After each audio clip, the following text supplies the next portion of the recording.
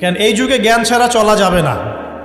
এই যুগটা অজ্ঞ থেকে চলার যুগ নয়, জ্ঞান অর্জন করতেই হবে।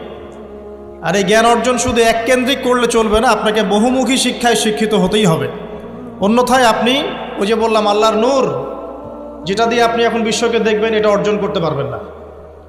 আরেকটা কথা বলে রাখি, অনেক ডিগ্রি সার্টিফিকেট অর্জন করার পরেও যদি মনের মধ্যে হিংসা আর অহংকার আর গীবত তোহমতের সংস্কৃতি না যায়, ওই নোংরা কলবেও আল্লাহর নূর নাজিল হয় না।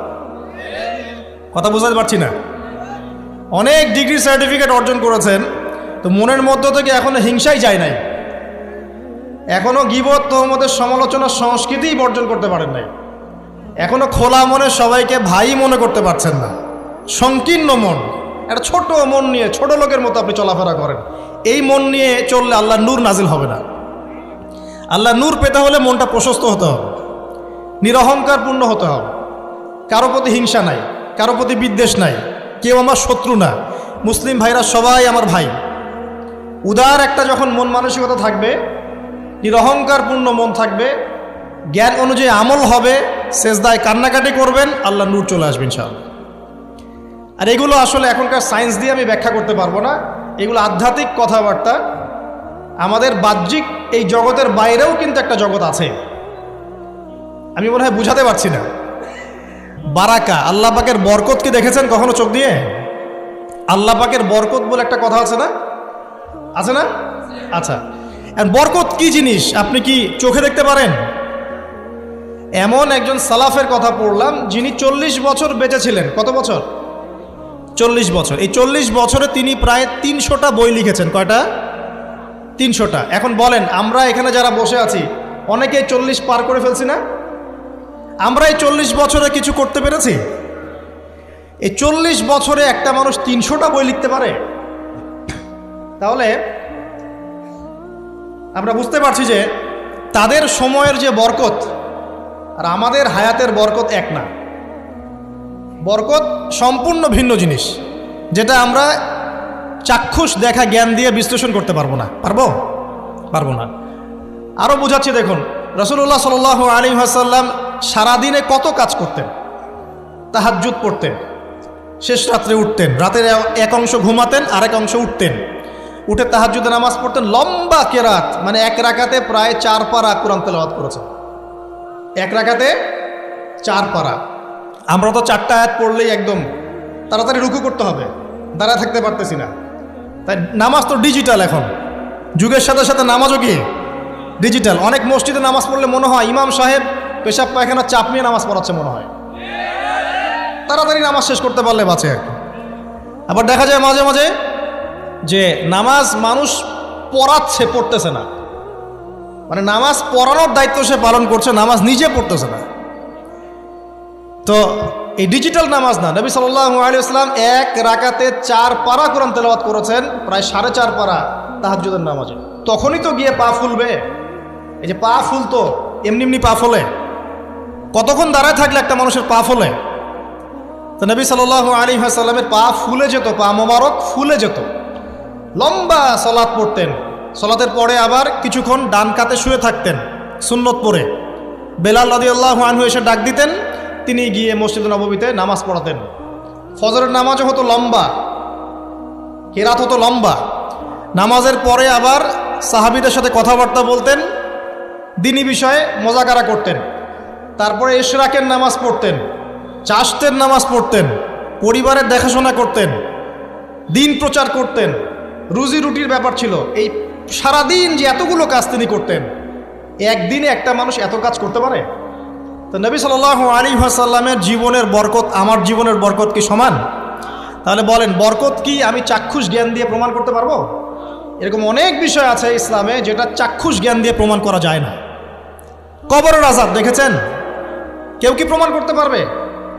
আপনি কি ফেরেশতাকে দেখেছেন যারা এখন এখানে ঘিরে রেখেছে জায়গাটা? এই জায়গাটা কি ফেরেশতারা ঘিরে রাখে নাই? আল্লাহ রাসূল কি সেই কথা বলেন নাই? কিন্তু আমরা কি প্রমাণ করতে পারবো এখন? আপনি চাক্ষুষ জ্ঞান দিয়ে পারবেন না। কবরের আযাব প্রমাণ করতে পারবেন না। স্বপ্ন মাঝে মাঝে দেখেন, সত্য হয় কি হয় না? মুমিনের স্বপ্ন সত্যি হবে কি হবে না? আখিরুজ জামানে মুমিনের স্বপ্ন বেশি বেশি সত্য হবে। তো সত্য স্বপ্নের কি ব্যাখ্যা দিবেন? কোনো ব্যাখ্যা নাই। আপনি কি জান্নাত জাহান্নাম দেখেছেন?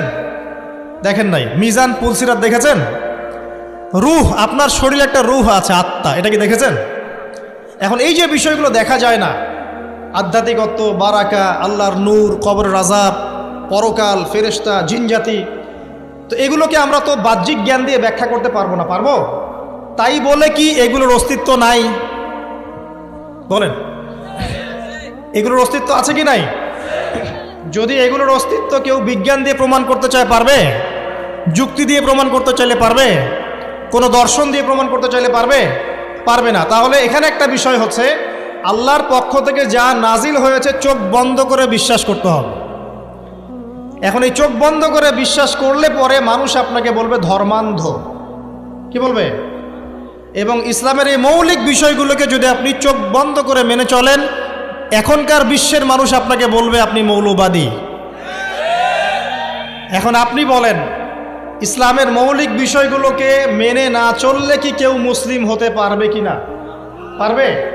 তাহলে পরিপূর্ণ মুসলিম হতে হলে আমাকে মৌলবাদী হতে হচ্ছে কি না? আমি এটা দিয়ে কি বুঝাচ্ছি? বুঝাচ্ছি আল্লাহ পাকের নাজিল করা প্রতিটা বিষয়কে চোখ বন্ধ করে মানতে হবে। কিছু বিষয় আমার বুঝে আসবে, কিছু বিষয় আমার বুঝে নাও আসতে পারে। এখন যতগুলো বিষয় বললাম একটাও কি ব্যাখ্যা করতে পারবেন? কিন্তু এগুলো আপনাকে মানতেই হচ্ছে, কারণ আপনি মুসলিম। আল্লাহ বলেছেন, রাসূল বলেছেন, আমি মেনেছি। এখন আমার জ্ঞান কি আল্লাহ এবং তার রাসূলের জ্ঞানের চেয়ে বেশি না কম? এই পুরো মহাবিশ্ব যিনি পরিচালনা করছেন তার জ্ঞান বেশি না আমার জ্ঞান বেশি? এই পুরো মহাবিশ্বে শত কোটি গ্যালাক্সি আছে, এক একটা গ্যালাক্সিতে হাজার হাজার সৌরজগৎ আছে। এরকম শত সহস্র গ্যালাক্সি নিয়ে একটা আসমান গঠিত হয়। এরকম 7টা মহাদেশ আছে, সাতটা মহাবিশ্ব আছে। এই 7 মহাবিশ্বের উপরে আছে কুরসি, ওয়াসিআ কুরসিয়ুহুস সামাওয়াতি ওয়াল আরদ। তার উপরে আছে মহাসাগর, যার গভীরতা 500 বছরের পথ। তার উপরে আছে আল্লাহ রাব্বুল আলামিনের আরশে আজিম। আর আল্লাহ রাব্বুল আলামিন এই আরশের উপর সমুন্নত। সেই মহান আল্লাহকে আমরা বলি আল্লাহু আকবার। কি বলি? এই যে আল্লাহু আকবারের মর্ম বুঝলেন? এখন এই বিশাল সত্তা আল্লাহু আকবার, আল্লাহ পাক সবচেয়ে বড়, এই সর্বোচ্চ সত্তার জ্ঞান বেশি না আমার জ্ঞান বেশি? তার পক্ষ থেকে যখন কোরআন এবং হাদিস নাজিল হচ্ছে, আমাকে তো চোখ বন্ধ করেই মানতে হবে, নাকি আমি যুক্তি দিব? হ্যাঁ, কিছু বিষয় আমার বুঝে আসবে, কিছু বিষয় আমার বুঝে নাও আসতে পারে। কিছু বিষয় আমি সায়েন্স দিয়ে প্রমাণ করতে পারবো, কিছু নাও পারতে পারি। কিছু আমি দর্শন দিয়ে প্রমাণ করতে পারবো, কিছু নাও পারতে পারি। যেগুলো পারছি না সেগুলো আমার বা আমাদের জ্ঞানের সীমাবদ্ধতা। কথা কি বুঝতে পারছেন? এটা আল্লাহ পাকের জ্ঞানের বা আল্লাহ পাকের ওহির কোনো ত্রুটি নয়। আল্লাহর ওহির কোনো ত্রুটি আছে? এটা আমার জ্ঞানের সীমাবদ্ধতা। আসেন সামনে যাই। যে কথাটা বলতে গিয়ে এদিকে আসলাম, দেখুন এমন অনেক বিষয় আছে যেগুলো আমরা খালি চোখে ব্যাখ্যা করতে পারবো না। আমরা যে যুগটাকে আইয়ামে জাহিলিয়াত বলছি, ওই যুগটাতে যে সমস্যাগুলো ছিল, যে পাপগুলো ছিল, সেগুলো এখনকার বিশ্বে আরও অনেক উঁচু লেভেলে বিরাজ করছে। যেমন এই যে আপনারা বললেন, একটা পাপ ছিল শিরক। সরাসরি মূর্তি পূজা বলছি না, আমরা বলছি কি শিরকের পাপ ছিল। ওই আইয়ামে জাহিলিয়াতের মানুষগুলো শিরকের পাপে নিমজ্জিত ছিল। তারা শুধু মূর্তির পূজাই করতো এমনটা নয়, তারা কবরেরও পূজা করত, তারা মৃত মানুষেরও পূজা করত, তারা কেউ কেউ নাস্তিকতায়ও বিশ্বাসী ছিল। সূরা মুমিনুন পড়লে দেখবেন তাদের মধ্যে একটা আকীদা ছিল, ইন হিয়া ইল্লা হায়াতুনা দুনিয়া নামুতু ওয়া নাহয়া। কাফেররা বলতো যে আমরা এই পৃথিবীতে জন্মেছি, এখানেই আমরা জন্মাবো, এখানেই মারা যাব। ওয়া মা নাহনু বিমাবউসিন, আমাদেরকে পুনরুত্থিত করা হবে না। এই পরকালের কনসেপ্টে তারা বিশ্বাস করতো না। তো এরকমও লোক ছিল। শুধু যে লাত, ওজ্জা, হবল, মানাত এগুলোর পূজা করতো তাই নয় এই বিষয়টা। এখানে কবর পূজাও ছিল, এখানে আপনার মৃত মানুষের পূজাও ছিল, এখানে গাছপালা, চন্দ্র, সূর্য, নক্ষত্রের পূজাও ছিল, আবার নাস্তিকতাও ছিল। এক কথায় আইয়ামে জাহিলিয়াতের সবচেয়ে বড় পাপ ছিল শিরক। এখন একটু এই 1400 বছর পরে চলে আসে, চলে এসে দেখেন এখনকার সমাজের দিকে তাকান, এখনকার মুসলিম রাষ্ট্রগুলোর দিকে তাকান, আর পুরো বিশ্বের দিকে তাকান। সবচেয়ে বড় সমস্যাটা কি বলেন? সবচেয়ে বড় সমস্যা কি শিরক নয়? আচ্ছা, মুসলিমরা কি এখন অনেকেই কবর পূজা করে না? মুসলিমদের মধ্যে অনেকেই দেখবেন যে মৃত মানুষের কাছে চাচ্ছে না। মৃত মানুষের কাছে সন্তান প্রার্থনা করে না? ওই যে ওখানে গিয়ে নজর মান্নত করছে না যে মৃত মানুষকে সন্তুষ্ট করলে আমার ভালো হবে, না হলে আমার কোনো ক্ষতি হয়ে যাবে, এটা মানুষ করছে না? মুসলিমদের মধ্যে বহু মানুষ আল্লাহর হালালকে হারাম করছে না, আল্লাহর হারামকে হালাল করে নিচ্ছে না, এটাও কিন্তু শিরক। আপনি কি জানেন যে আল্লাহর হালালকে হারাম করলে শিরক হয়? আল্লাহর হারামকে হালাল করলে শিরক হয়? সুদ হালাল না হারাম? না, সুদ তো ফরজ। সুদ হালাল না হারাম? সুদ তো এখনকার বিশ্বে ফরজ। সুদ ছাড়া এই বিশ্ব চলবে না। আপনি ঠিক বলছেন, কিন্তু সুদ ছাড়া এই বিশ্ব চলে না। যে কোনো কিছু করতে গেলে সুদ লাগে। তো এখন যে সবাই এটাকে হালাল করে নিচ্ছে, এটা কি হচ্ছে? আল্লাহর হারামকে মানুষ হালাল করছে না? আচ্ছা বলেন, মদ হারাম না হালাল? বলেন। মদ তো ওয়াজিব নাকি? যুব সমাজে তো মদ না খেলে চলেই না। মদ খায় না এমন যুব সমাজের সংখ্যা বেশি না খায় তার সংখ্যা বেশি? কয়টা ছেলে আছে স্মোক করে না? বলেন, কয়টা ছেলে দেখাতে পারবেন যারা স্মোক করে না? এখানে কারা কারা স্মোক করেন না? মাশাআল্লাহ, আলহামদুলিল্লাহ, মাশাআল্লাহ। হাত নামান, হাত নামান, হাত নামান। আল্লাহ পাক আপনাদের রক্তে এবং মাংসে বরকত দান করুন, দোয়া করি। যদি আপনি কোনো কমিউনিটির মধ্যে দেখাতে পারেন যে তারা মাদক থেকে দূরে আছে, তারা শুধুমাত্র ইসলামিক কমিউনিটি, অন্য কোনো কমিউনিটি না। যদি আপনি মাদক মুক্ত কোনো ক্যাম্পাস দেখাতে পারেন, সেটা হবে মাদ্রাসা। যদি পর্ন মুক্ত ক্যাম্পাস দেখাতে পারেন, দেখাতে হবে মাদ্রাসাকে। এখানে বিষয়টা হচ্ছে, যারা ইসলাম প্র্যাকটিস করে, কোরআন এবং সুন্নাহর বুঝ যাদের মধ্যে আছে, যাদের মধ্যে আল্লাহর ভয় আছে, এরা কখনো সুদ খাবে? এরা কি মদ খাইতে পারবে? পারবে না। ইনশাআল্লাহ আপনারা কি জিনা করতে পারবেন? আল্লাহ পাক আপনাদেরকে ঈমান আমলের উপর অটুট রাখুন, আমিন। যে কথাটা বলছি, কেউ যদি আল্লাহর হালালকে হারাম করে নেয় আর কেউ যদি আল্লাহর হারামকে হালাল করে ফেলে, এটাকে কিন্তু শিরক বলা হয়। এই বিষয়ে কি এই সমস্যা নাই? সামনে আগান। এই বিশ্বের শিক্ষা ক্ষেত্রগুলো দেখবেন, এই শিক্ষা ক্ষেত্রগুলোর মধ্যে নাস্তিকতার শিক্ষা বাড়ছে না কমছে? বাড়ছে। এই বিশ্বের অর্থনীতি দেখবেন, অর্থনীতির মধ্যে শিরক বাড়ছে না কমছে? এখানে আপনাকে সুদ নিতে হচ্ছে, এখানে আপনাকে আল্লাহর নাজিলকৃত ইকোনমি বাদ দিয়ে পশ্চিমাদের নাজিলকৃত ইকোনমি বহন করতে হচ্ছে। এটাও এক প্রকার কুফরি। আরও সমস্যা আছে। এই বিশ্বের ওয়ার্ল্ড অ্যাফেয়ার্সের দিকে তাকাবেন, দেখবেন বিশ্বের কয়টা জায়গা আপনি আমাকে দেখাতে পারবেন যেখানে মুসলিমদের মধ্যেও আল্লাহ রাব্বুল আলামিনের নাজিলকৃত বিধান দিয়ে বিচার ফয়সালা হচ্ছে? কয়টা দেখাতে পারবেন? তো যেখানে আছে খুব স্বল্প পরিসরে। পুরো বিশ্বের অবস্থা আজকে এমন। পর্নোগ্রাফি হালাল না হারাম? পশ্চিমা সংস্কৃতির মধ্য দিয়ে এটা সারা বিশ্বে ছড়িয়ে দেওয়া হয়েছে। মানুষ এখন এটাকে available part of our life এটা মনে করছে, আর common part of our life. পর্দা হালাল না হারাম? বলেন, পর্দা না করাটা হারাম না হালাল? আচ্ছা, এখন দেখেন, মিডিয়া বলেন, প্রিন্ট মিডিয়া বলেন, ইলেকট্রনিক মিডিয়া বলেন, বিভিন্ন প্রযুক্তিগত উন্নয়নের মধ্য দিয়ে নগ্নতাকে প্রমোট করা হচ্ছে কি হচ্ছে না? বলেন, হচ্ছে কি হচ্ছে না? এখন কি কাপড় খোলার দিকে মানুষ বেশি আগ্রহী না পরার দিকে? দেখবেন ইসলামের বুঝ যাদের মধ্যে নাই, এরা কাপড় খুলতে চাচ্ছে এখন। আর আমি আপনাদেরকে বলি, আগের লেকচারগুলোতেও বলেছি, এই পুরো মহাবিশ্বে আমাদের বাবা আর মা আদম এবং হাওয়া আলাইহিস সালাম, তাদের গা থেকে পোশাকটা খুলে ফেলেছিল কে জানেন? কে? ইবলিস। যখনই তারা গাছের কাছে গেলেন, তখন কি হলো? ফালাম্মা যাকাশ শাজারা বাদাত লাহুমা সাওয়াতিহিমা। যখনই তারা গাছের কাছে গেলেন, তাদের কাপড় খুলে পড়ে গেল। তাহলে পুরো মহাবিশ্বে আমাদের পিতামাতাকে নগ্ন করে দিয়েছে কে? ইবলিস, শয়তান। তাহলে এখন পৃথিবীতে যারা মুসলিমদেরকে বা অমুসলিমদেরকে, পুরো মানবতাকে যারা নগ্ন করতে চাচ্ছে, এরা কার এজেন্ট? এরা কার এজেন্টটা বাস্তবায়ন করছে? এটা কি বুঝতে বাকি থাকে? আমি কথাগুলো বানিয়ে বলি নাই। সূরা আরাফ পড়েন, দেখবেন সব লেখা আছে। আসেন, এক কথায় বলতে চাচ্ছি, ওই সময়কার যে শিরকটা শুধুমাত্র মক্কায় সীমাবদ্ধ ছিল, এখনকার শিরকটা গ্লোবালাইজেশন হয়েছে আর কি। পুরো দেশে দেশে দেশে শিরক ছড়িয়ে পড়েছে। আসেন, ওই সময় আরেকটা বড় পাপ ছিল, যেটা এই যে এক ভাই বলল, সেটা হলো রিবা। রিবা, রিবা মানে কি? সুদ। রিবা মানে সুদ, জানেন তো? আর সুদ তো ফরজ নাকি ভাই? আচ্ছা, এমন কোনো গ্রাম নাই বাংলাদেশে যেখানে সুদ নাই, আর বিশ্বের এমন কোনো দেশ নাই যেখানে সুদ নাই। আর এই যুগের কথাই নবী সাল্লাল্লাহু আলাইহি ওয়াসাল্লাম হয়তোবা বলেছিলেন, আল্লাহু আ'লাম, আল্লাহ ভালো জানেন, যে এমন একটা যুগ আসবে যে যুগে ম্যাক্সিমামই সুদখোর হবে। যে ব্যক্তি সুদের ছিটাফোঁটা মানে সুদের পাপ থেকে বেঁচে থাকতে চাইবে, ওর গায়েও গিয়ে সুদের ছিটাফোঁটা গিয়ে লাগবে।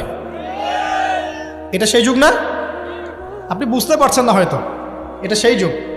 আপনি মনে করছেন দাড়ি টুপি পাগড়ি জুব্বা মাশাআল্লাহ সব লাগাই দিছি, হ্যাঁ, বাইরে একটা সাইনবোর্ড আছে আমি মৌলবী আল্লামা, আমি একজন দায়ী বক্তা, কিন্তু সুদের যে ওই ছিটাফোঁটা এটা আপনার কাছে আমার কাছেও আছে। হয়তো আপনি বুঝতে পারছেন না। কখন বুঝবেন? যখন ইসলামিক অর্থনীতির বইগুলো পড়তে পারবেন। আর শুধু ইসলামিক অর্থনীতির বই যথেষ্ট না, এর পাশাপাশি আমাদের দরকার এই প্রচলিত যে IMF ইন্টারন্যাশনাল মনিটারি সিস্টেম এর নীতিগুলো জানা। তখন কি আপনি বুঝবেন ওয়ার্ল্ড ব্যাংক কী জিনিস, IMF কী জিনিস, ঠিক আছে? তখন বুঝবেন যে পেট্রো ডলার কী জিনিস, তখন বুঝবেন যে হার্ড কারেন্সি সফট কারেন্সি কী জিনিস, এখন বুঝবেন না। আর যেহেতু বুঝবেন না, অতএব আমি এগুলো বলেও লাভ নাই। যেহেতু আপনি বুঝবেন না, আমি যদি এখন এসব নিয়ে কথা বলি আপনার কাছে মনে হবে এসব কি উল্টাপাল্টা কথা কইতাছে। ঠিক আছে? তো যাই হোক, আগে আল্লাহর ওয়াস্তে ইসলামিক ইকোনমিক্স পড়েন এবং ইন্টারন্যাশনাল মনিটারি সিস্টেম সম্পর্কে পড়েন। প্রত্যেক স্টেটের প্রধান যারা আছেন তারা জানেন যে ওয়ার্ল্ড ব্যাংক কী জিনিস, তারা জানে IMF কী জিনিস। ঋণের এমনি এমনি কোনো কান্ট্রিকে তারা ঋণ দিবে না, একটা বিশাল বড় সুদের জালে ওদেরকে ফেলবে, তারপর জনগণের রক্ত চুষে সুদ শোধ করতে হবে। আর যারা পারবে না ওরা যে শ্রীলঙ্কার মতো দেউলিয়া হয়ে যাবে। ও কেন দেউলিয়া হয়ে গেছে? বিকজ ও ঋণ শোধ করতে পারছে না, বাস দেউলিয়া। তো যাই হোক, পড়াশোনা করেন। আমি একজন স্কলারের নাম বলে দেই, এক লেকচারে তো সব বলে দেওয়া সম্ভব না। সম্ভব? আমি রাস্তা দেখাচ্ছি আপনাদেরকে। আপনারা আল্লামা তকি উসমানীর বইগুলো পড়েন, নাম শুনেছেন? আচ্ছা, নাকি এখন বলবেন যে উনি তো হানাফি মাযহাবের, আমি তো আহলে হাদিস পড়বো না, এটা বলবেন নাকি? আল্লামা তকি উসমানী এই বিশ্বের সবচেয়ে বড় আলেমদের একজন। আল্লামা তকি উসমানী এই বিশ্বের সবচেয়ে রিনাউন্ড আলেমদের একজন। তার ইসলামিক অর্থনীতির যে পুরো সিরিজ আছে, আল্লাহর ওয়াস্তে বাসায় কিনে একবার পড়ে দেখেন অর্থনীতি কী জিনিস, আপনি কিসের উপর দাঁড়িয়ে আছে। পড়া যাবে না ইনশাল্লাহ? আপনি তাকে ভালো যদি নাও বাসেন তাও পড়ে দেখেন।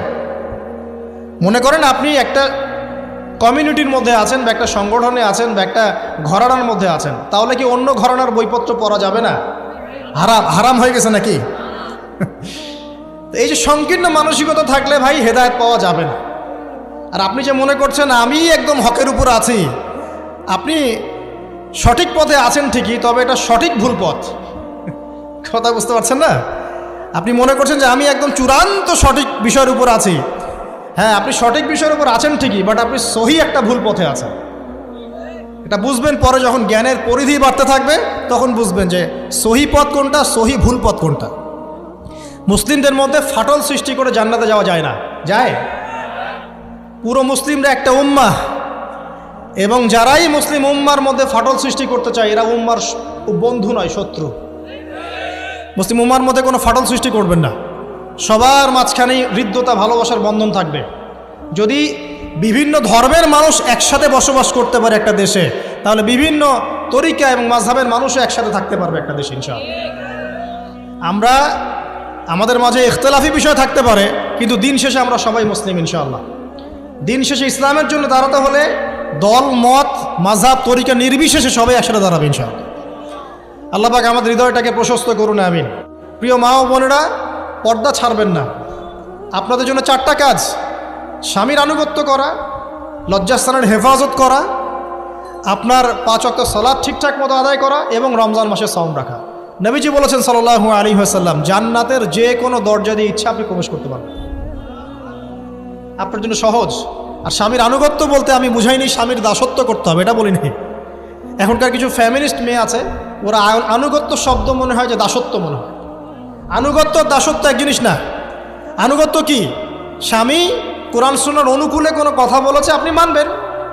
স্বামী বলছে পর্দা করো, তোমাকে ভালোবেসে বলছি তুমি পর্দা করো, তুমি আমার অনেক প্রিয় একজন মানুষ, তুমি বেপর্দায় বাইরে যাবা, লোকজন দেখবে, কেমন হয়? ঠিক আছে, তোমাকে তো আমিই বিয়ে করেছি, তুমি আমার, মানুষ তোমাকে দেখবে কেন? ঠিক আছে? তো এখন স্বামী ভালো কথা বলেছে, আপনি শুনলেন, এটা আনুগত্য। আর ওই স্বামী যদি বলে আসো তো আমার কলিগরা এসেছে, ওকে খাবার সার্ভ করতে হবে, আসো খাবারটা পরিবেশন করো, এখন আপনি বেপর্দা হয়ে আপনার স্বামীর কলিগের সামনে খাবার পরিবেশন করতে শুরু করলেন, এটা কি আনুগত্য করতে হবে? এটা তখন আপনি আনুগত্য করবেন না। সিম্পল, কোরআন সুন্নাহর অনুগত কাজে আপনি স্বামীর আনুগত্য করবেন, বিপরীতে গেলে আপনি করবেন না। স্বামীর আনুগত্য মানে স্বামীর দাসত্ব নয়। আর এই হাদিসটা আপনি কেন ভুলে যান যে আল্লাহ রাসূল সাল্লাল্লাহু আলাইহি ওয়াসাল্লাম বলেছেন, আল্লাহ ছাড়া যদি কাউকে সেজদা করা যেত, সম্মান বুঝাচ্ছেন, আল্লাহ ছাড়া যদি কাউকে সেজদা করা জায়েজ হতো, আমি মেয়েদেরকে বলতাম যেন স্বামীকে সেজদা করে। কেন? কারণ আপনাকে রেসপন্সিবিলিটি, আপনার খাবার, আপনার ফুড, আপনার শেল্টার, আপনার মানে পুরো দায় দায়িত্ব নিজের হাড় ভাঙা পরিশ্রম দিয়ে, জীবনের ঝুঁকি নিয়ে স্বামী আপনার জন্য করে। সে আপনার সম্মান পাওয়ার যোগ্য তো? সে কি আপনার সম্মান পাওয়ার যোগ্য নয়? আপনি যদি সম্মানের হক আদায় না করতে পারেন তাহলে আপনি অকৃতজ্ঞ। আর অকৃতজ্ঞ মেয়ে কখনো জান্নাতে যাবে? একটা হাদিসে আছে, বেশিরভাগ মেয়ে জাহান্নামের যাওয়ার অন্যতম কারণ হচ্ছে তারা স্বামীর সাথে কুফুরি করে। কি করে? মানে সারা জীবন স্বামী ভালোবেসে যায়, ভরণ পোষণ দিয়ে যায়, সব চাহিদা পূরণ করে যায়, একদিন দেখবেন কথা কাটাকাটি হয়েছে, ওই দিন বলে বসবে যে তোমার কাছে আমি কিচ্ছু পাই নাই সারাদিন। এই যে কুফুরি, এই কারণে তারা জাহান্নামে যেতে পারে বেশি। আল্লাহ হেফাজত করুন। আমি আরেকটা কারণ হচ্ছে যে বেপর্দা। আপনাকে 4টা মূলনীতি ফলো করতে হবে। 1, এমন কোনো পোশাক পরবেন না যে পোশাকটা আটো সাটো, যেটা পরলে আপনার গায়ের কাঠামো বোঝা যায়।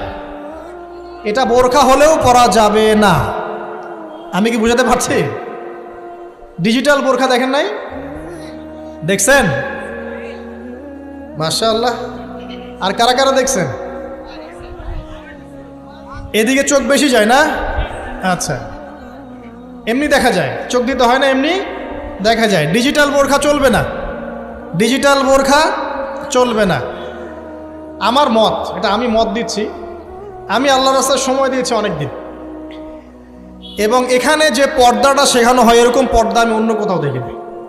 এত চমৎকার পর্দা শেখানো হয়।